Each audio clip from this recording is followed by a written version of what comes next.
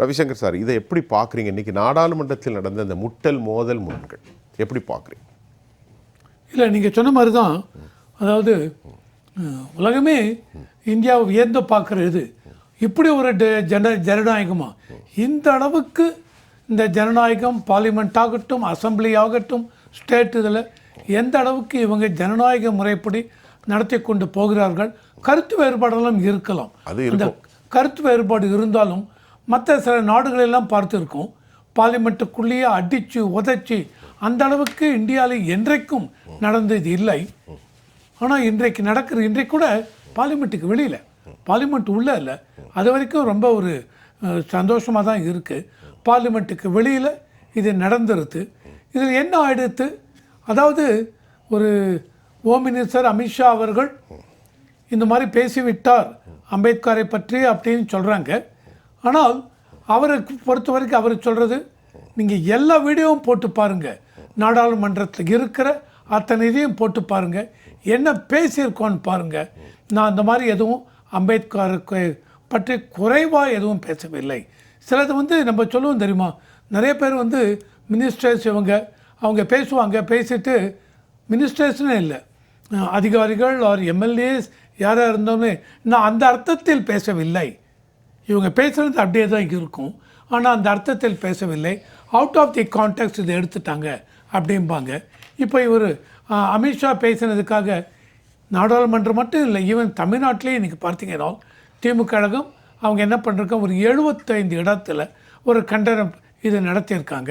இந்த மாதிரி பிஎம்கே, இவங்க விசிகே அண்ட் எல்லாருமே இதுக்கு அப்ஜெக்ட் பண்ணிருக்காங்க. ஆனால் ஒன்று இதில் என்ன நான் எனக்கு சொல்ல விரும்புகிறேன் அப்படின்னா, பிஜேபியை பொறுத்த வரைக்கும் பிரைம் மினிஸ்டர் ஆகட்டும், அமித்ஷாவாகட்டும், அந்த அளவுக்கு இவங்க இந்த SC ST tribal people even OBC இவங்களுக்கு எந்த அளவுக்கு அவங்களுடைய வெல்ஃபேர் மெஷர் ஆகட்டும் இதுவாகட்டும் அதை எந்த அளவுக்கு கவனத்தில் கொண்டு அவங்க எப்படி செய்யறாங்க அப்படின்னு இருக்குது. அந்த மாதிரி பார்க்கும்பொழுது கண்டிப்பாக இப்போ ரீசெண்டாக நடந்த எலெக்ஷனில் கூட பார்த்தீங்கன்னு வச்சுங்க, ஹரியானாவில் எலெக்ஷன் நடந்தது. அந்த ஹரியானா எலெக்ஷன்லேயும் எஸ்சி எஸ்டியில் ஒரு 9 இதுக்கு 7 சீட்டை நம்ம ஜெயித்தாங்க. அந்த மாதிரி மகாராஷ்டிராவில் எஸ்சி எஸ்டி இதில் கம்ப்ளீட்டாக ஸ்வீப் பண்ணிட்டு போகிறாங்க. 24 இருக்கிற இடத்துல 21 இடம், 27 இருக்கிற இடத்துல எஸ்சிக்கு 23 இடம்னு ஸ்வீப் பண்ணிருக்காங்க. இதில் என்ன காமிக்கிறது அப்படின்னா, அந்த மக்களுக்கு பிஜேபி மேலே இருக்கிற ஒரு நம்பிக்கை, அதாவது நம்மளை எந்த விதத்துலையும் இவங்க நீங்கள் சொன்னது சரி. ஆமாம், என்னையா இப்போ ஒரு சாதாரணம் நம்ம பேசுகிறோம், எப்போ பார்த்தாலும் அம்பேத்கர் அம்பேத்கர் அம்பேத்கர் அம்பேத்கர்னு சொல்லிகிட்டே இருக்கீங்க. கடவுளுடைய நாமத்தை பேசினாலும் உங்களுக்கு மேல் லோகத்தில் பூலோகத்தில் எது சொர்க்கலோகத்தில் இடம் கிடைக்கிற. நான் என்ன கேட்குறேன், இங்கே சொல்கிறவங்கெல்லாம் எல்லாரும் கடவுள் நம்பிக்கை கிடையாது. இப்போது தலித்திஸ்ட் இருக்காங்க, தேசியவாதிகள். அப்போ அம்பேத்கர் இந்த நாட்டினுடைய ஒரு பெரிய ஐகான். அம்பேத்கர் ஒரு சாதி தலைவர்லாம் கிடையாது, அதில் குறைய சொல்ல முடியாது, எல்லோருக்கும் அவர் பண்ணுவார் கண்டிப்பாக. ஆனால் ஒரு விவகாரம் உண்மை, அதை நீங்கள் மறுக்க முடியாது. இப்போ நீங்களும் நானும் அம்பேத்கரை பற்றி நான் பேசுகிறேன்னா எனக்கு வாக்கரசியல் ஒன்றும் இல்லை. வாக்கரசியலை பேசுபவர்கள் அம்பேத்கரை சொல்வதன் காரணமே அவர் மீது உண்மையான இவர்களுக்கு அன்பு இல்லை, அப்படி தான் நான் நினைக்கிறேன். நீங்கள் எப்படி மறுக்கிறீங்க? எந்த கட்சியாக இருந்தாலும் சரி. இல்லைங்க, எல்லா கட்சியும் அந்த மாதிரி நீங்கள் கொண்டு வர முடியாது. இல்லை, நீங்கள் பிஜேபியோ சரி, எல்லாரும் சொல்கிறாங்க அம்பேத்கர்னா அம்பேத்கரை ஐகான் பண்ணி ஒரு பெரிய சொசைட்டியுடைய வாக்கு இருக்குது. ஒரு பெரிய தலித் பாப்புலேஷன் இன்னைக்கு நாட்டில் 30 கோடி மக்கள் இருக்கிறாங்க. அவங்களை எதிர்த்து நீங்கள் அரசியல் செய்ய முடியாது. ஆகவே இவர் ஏன் அந்த வார்த்தையை சொன்னார்? எதுக்கு கடவுள் நாமத்தை சொல்லுங்கன்னு சொல்லிவிட்டு போட்டு அம்பேத்கர் அம்பேத்கர்னா அப்புறம் அவளை என்னப்பா பெரியா ஒரு பேச்சுக்கு அப்படி தானே புரிந்து கொள்ள முடியும். ஏற்கனவே எதிர்கட்சிகள்னாலே அரசியல் தான் செய்வாங்க. எப்படி பார்க்குறீங்க? ஆமாங்க, இவர் என்ன அந்த சொன்ன அந்த இதுக்கு இவங்க அதை தான் எடுத்து கண்டனம் கொடுப்புறாங்க. அதுக்கு தான் அவர் அமித்ஷா சொல்கிறார், நான் பேசினதை போட்டு பாருங்க, பார்லிமெண்ட்ல வீடியோ போட்டு பாருங்க, ராஜ்யசபால பேசிருக்குன்னா போட்டு பாருங்க, போட்டு. ஆனால் அவர் என்ன சொல்லுவார் நாளைக்கு, சார் எல்லாருமே இது அரசியல் இதான சார் சொல்றது, இவர் சொன்னது அம்பேத்கர் அம்பேத்கர் அம்பேத்கர்னு சொல்றீங்க, நீ கடவுள்னு சொன்னாலும் அது ஒரு இதுவாகும்னு சொல்றார். இது கண்டிப்பாக இவங்க மனதை புண்படுத்தி இருக்கு. ஒரு விஷயம் சொல்றேன், உள்ளத்தில் இருப்பது நாவில் வந்தது. நோ, அந்த மாதிரி எடுத்துக்க வேண்டிய அவசியம் இல்லை. உள்ளத்தில் இருக்கிறத நான் ஒரு கேள்வி, நான் உள்ளத்தில் இருக்கிறத என்கிட்ட பைனாக்குள்ள இல்லை, அப்படி ஒரு கேள்வி வைக்கிறேன். அவருடைய உள்ளத்துல இருந்தது நாவல வந்தது இல்ல. நான் அந்த மாதிரி எடுத்துக்க மாட்டேன். அப்படி இல்லங்கிறீங்க. இல்ல, எப்படி தெரியும் உங்களுக்கு உள்ளத்துல இருந்து நாவல் வந்துச்சு? நான் சொல்றேன், நீங்க உள்ளத்துல இருக்கிறத நாவல் உங்களுக்கு எப்படி சொல்றீங்க? நான் தான் முன்னாடியே நான் ஒரு ஸ்பெகுலேஷனா சொல்றேன். இல்ல, ஸ்பெகுலேஷன், அந்த ஸ்பெகுலேஷன் தவறு அப்படின்னு நான் சொல்றேன். அதுக்கு எப்படி சொன்னேன் அப்படின்னா, முன்னாடியே இந்த பார்லிமெண்ட் எலெக்ஷன்லாம் அது மட்டுமே இல்லை, எந்த அளவுக்கு எஸ்சி எஸ்டி அவங்களுக்கெல்லாம் ஸ்கீம்ஸ் கொண்டு வந்திருக்காங்க. ஈவன் காங்கிரஸ் பீரியட்லயும் அந்த மாதிரி ஸ்கீம்ஸ் உண்டு, இந்த பீரியட்லயும் ஸ்கீம்ஸ் இருக்கு. முதல் கட்ட கருத்து நம்ம இந்த எடுத்துக்கலாம். ஸ்கீம்ஸ் எல்லாம் எந்த விதத்திலையும் ஸ்கீம் விட்டுருங்க, இப்ப ஸ்கீம் ப்ராப்ளம் இல்ல. No, that is also important. சரி ரவிசங்கர் சார், மிக சரியான புள்ளி. இப்ப ஐயா என்ன சொல்றாருன்னா, அண்ணல் என்ற வார்த்தையை தொடர்ந்து பயன்படுத்துகிறார். அதை ரொம்ப கவனமாக கவனிக்கிறேன். அண்ணல் என்று சொல்லக்கூடிய அளவிற்கு சிறு பிள்ளையிலே தண்ணீர் குடிப்பதற்கு கூட ஆதிக்க சாதியினர் திறந்து விட்டால் தான் அந்த தண்ணீர் கிடைக்கும். பல நாட்கள் தாகத்தால் அந்த சின்ன குழந்தை ஊப்பியில் ஸ்கூலில் இருந்ததை நினைத்தால் இன்றும் கண்ணீர் மல்காமல் இருக்கும். அண்ணலுடைய வாழ்க்கை அவ்வளவு சிறப்பு, எல்லோருக்குமானது, எல்லோருக்குமான தலைவர். இப்பொழுது ஐயா ஐயநாதன் என்ன சொல்கிறார்? தலைவர்களை நீங்கள் பகுதியில் வச்சு எங்களுக்கு என்ன பிரயோஜனம்? இந்த ஒடுக்கப்பட்ட மக்களுக்கு, தாழ்த்தப்பட்ட மிக எளிய நிலை மக்களுக்கான அதிகாரம் கிடைத்திருக்கிறதா என்று கேள்வி வைக்கிறார். சொல்லுங்க. அந்த அதிகாரம் கிடைத்திருக்கிறதா அப்படிங்கிறத என்ன மீன் பண்ணுறோன்னு பார்த்துக்கணும். ஏன்னா இன்னைக்கு நீங்கள் பார்த்தீங்க அப்படின்னா, ஒரு அசம்பிளி ஆகட்டும், பார்லிமெண்ட் ஆகட்டும், எல்லா இதுலேயுமே இந்த மாதிரி ஷெட்யூல் காஸ்ட், ஷெட்யூல் ட்ரைப் அவங்களுக்குன்னு சீட்ஸ் அலோகேட் பண்ணுறாங்க. பஞ்சாயத்தில் கூட அந்த மாதிரி உண்டு. ஸோ இப்போ காஷ்மீரில் எடுத்துட்டீங்க அப்படின்னா 2022 வருஷம் அப்போ என்ன பண்ணாங்க, அந்த ரீஆர்கனைசேஷன் ஆக்ட் கொண்டு வந்து இதை டீலிமிட்டேஷன் ஆக்ட் எல்லாம் கொண்டு வந்து 90 சீட்டாக மாற்றி, அந்த 90 சீட்டில் ஐயா சொல்கிறது என்னென்னா, அவர் சொல்கிறது டீலிமிட்டேஷனில் இந்த வரம்புகளை கொண்டு வர்றது, எம்பிக்களை கொண்டு வர்றது, ஜனாதிபதியை கொண்டு வர்றதை கேட்கல. இந்த நாட்டில் வாழ்கிற கிட்டத்தட்ட 30 கோடி மக்களுக்கான அதிகாரம் கிடைத்திருக்கிறதா அவர் கேட்கிறது. என்ன, இன்று கூட புதைகுழி இல்லையே, இன்று கூட அவர்கள் தலித்துகளாகத்தானே கேவலப்படுத்தப்படுகிறார்கள், அவர்களுக்கான அண்ணல் அவர்களுடைய அந்த கண்ணீருக்கான விடை என்ன என்ற கேள்வியை தான் அவர் வைக்கிறார். நீங்கள் சொல்வது மாநில தலைவரோ ஜனாதிபதியோ லிமிட்டேஷன் பண்ணோம், அதல்ல அவர் கேட்ட கேள்வி. அதுதான் நான் சொல்ல வந்தது என்ன, அது பாருங்க. அதாவது நீங்க பவர் இல்லையேனால் என்ன பவர் உங்களுக்கு? அதிகார பரவலாக்கல் மக்கள் மத்தியில். அதான் வெரி குட், சரி புரிஞ்சுக்கிட்டேன். ஸோ இப்போ இவங்க சொன்ன மாதிரி ஒவ்வொரு இடத்துல கோட்டா இருக்கு இல்லையா சார்? எஸ்சிக்கு எவ்வளவு, எஸ்டிக்கு எவ்வளவு, ஓபிசிக்கு எவ்வளவு, ஜென்ரல் காஸ்ட்னு.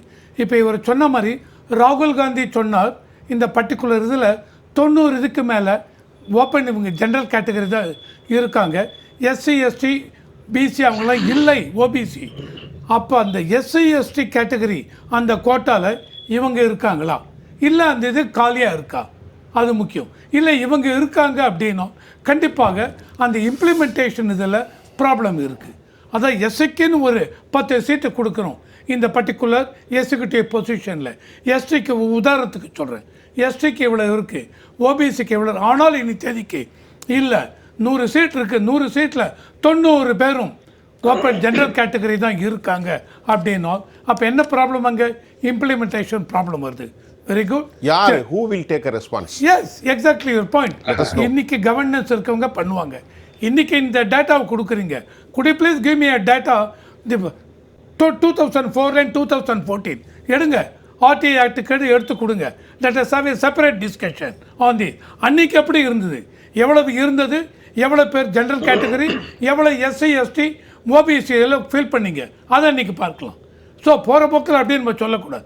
ராகுல் காந்தி சொன்னார், ரைட், அதை நான் வெரிஃபை பண்ணணும். இவ்வளோ சீட்டில் 90 இவங்க தான் அப்படின்னா தெரியல, அந்த மாதிரி பண்ண முடியாது. அது ஓப்பனாக வைக்கணும், வேக்கன்சியாக தான் இருக்கணும். அதான் எஸ்சி எஸ்டி ஓபிசிக்கு இருக்கிற இதில் வேறு ஆளுங்களை கொண்டு வந்து போடக்கூடாது. அப்படி போட்டு ஆர்டிஐ ஆக்டு கீழே இவங்க எடுத்துருந்தாங்க, இமிடியேட்டாக லெட்டம் கோர்ட்டில் போய் ஸ்டே ஆர்டர் வாங்குங்க. ஏன் ஸ்டே ஆர்டர் வாங்க மாட்டேங்கிறீங்க? பார்லிமெண்ட்டில் பேசி பிரயோஜனம் இல்லை. நீங்கள் சொல்லிட்டீங்க இல்லையா, மற்ற இந்த இதெல்லாம் வேக்கண்ட்டாக இல்லாமல் இவங்களை போட்டு ஃபில்அப் பண்ணிருக்கோம் அப்படின்னு சொன்னாங்கன்னா கோர்ட்டுக்கு போயிடுங்க, இமிடியேட்டாக ஸ்டே ஆர்டர் வாங்குங்க. அந்த பொசிஷனில் வேற கேட்டகரி ஆளை கொண்டு வந்து ஃபில்அப் பண்ணணும் அப்படின்னு சொல்லுங்க. அதை விட்டு சும்மாவது நம்ம டிபேட்டில் இது பண்ணுறதுல பிரயோஜனம் இல்லை. அண்ட் நானும் ஒத்துக்க மாட்டேன். என்ன ஒத்துக்கலன்னா அந்த கேட்டகரி சீட்டை ஜெனரல் கேட்டகரி சீட்டை சொன்னவர் ஒரு ஃபில் எதிர்க்கட்சி பண்ண தலைவர். கூடாது, சரி. ஃபில் பண்ண கூடாது. இருங்க. அதுக்கு நான் முழு ரவிசங்கர் மனசா ஐயா, ஒத்துக்கிறேன். தவறான சொன்னவர் முழு எதிர்க்கட்சி மனசா தலைவர் ஒத்துக்கிறேன். எதிர்க்கட்சி தலைவர் சொன்னது சரியா தவறான்னு ஆராய்ந்து அதை நாடாளுமன்றத்திற்கு சொல்லி அப்படி இல்லை, நிலைமை இதுதான் என்று சொல்லுவதை மோடி அரசை எது தடுத்தது? ஏன் சொல்லல? நீங்க நான் ஒரு உதாரணத்தை மட்டும் சொன்னேன். ஐஐடிஸ் எடுத்துக்கங்க, அங்க எடுத்துக்கங்க. 2 இடம் நான் சொல்ல வரேன். ஒண்ணு பேராசிரியர், துணை பேராசிரியர்கள், கூடுதல் தலைமை பேராசிரியர், இவர்கள்லாம் அந்த இடத்துல என்ன இருக்குன்னு பாருங்க. இன்னொன்னு, எவ்வளவு பட்டியலின மாணவர்கள் அந்த நிலைக்கு வந்து ஐஐடிக்கு படிக்க வந்து தற்கொலை செய்து கொண்டு செத்தார்கள் இந்த நாட்டில். நான் பாஜகவோட நிறுத்தல, அதுக்கு முன்னாடியும் போறேன், இப்ப வரைக்கும் போறேன். எல்லா அரசியல் கட்சிகளையும் இன்னைக்கு யோசிச்சு பாருங்க. இதெல்லாம் அம்பேத்கரினுடைய கனவு நனவானதுக்கு அத்தாட்சியா அவலட்சணமா என்று கேட்கிறேன். சார், நான் கண்டிப்பா இதுக்கு ஒத்துக்கிறேன் சார். நான் தவறு என்று சொல்லவில்லை. இந்த மாதிரி இருக்கு அப்படின்னா அந்த சீட்டை ப்ராப்பரா ஃபில்அப் ஆகல அப்படின்னா இது என்ன ஒரே சொல்யூஷன்? கோர்ட்டுக்கு போகணும். இப்ப பொலிட்டிக்கல் பார்ட்டி, ஆப்போசிஷன் பார்ட்டி இதை ரைஸ் பண்றீங்க, let them go to the court. Sir, ஏன்னா government cannot rule the country. இல்ல சார், கவர்மெண்ட் இந்த பிரசன்ட் கவர்மெண்ட் சரியா பிரசன்ட் கவர்மெண்ட் சரியா ஃபங்க்ஷன் பண்ணல அப்படினா கோர்ட்டுக்கு போய் பண்ண. It has been voted to power. That has got the responsibility. Sir. That has got the responsibility. The state has the responsibility, not to the court. Court only can correct aberrations. Correct sir. State don't put the responsibility on the lap of the court. It cannot. சென்டருக்கு responsibility இருக்கு. நீங்க சொல்றது இப்ப என்ன அப்படினா ஸ்டேட்டும் சரியா function ஆகல, சென்டரும் function ஆகல அப்படினா என்ன சார் சொல்யூஷன்? கோர்ட்டுக்கு தான் போகணும், கோர்ட்டு மூலம் தான் வரணும். சும்மாவது உட்கார்ந்து ஸ்டேட் ஃபங்க்ஷன் ஆகல, சென்டர் ஃபங்க்ஷன் ஆகல அப்படின்னு சொல்ல முடியுமா? நிறைவேற்றணும்னு சொல்றீங்க. அப்புறம் அம்பேத்கருடைய கனவை நிறைவேற்றணும், நீங்க நிறைவேற்றணும் அப்படின்னு சொல்றாரு. நிறைவேற்றணும் இல்லையா? அதுதான் முக்கியம். இது வரைக்கும் சார், அம்பேத்கர் கனவை நிறைவேற்றணும் எந்த கட்சிக்கும் கருத்து வேறுபாடு இருக்கு.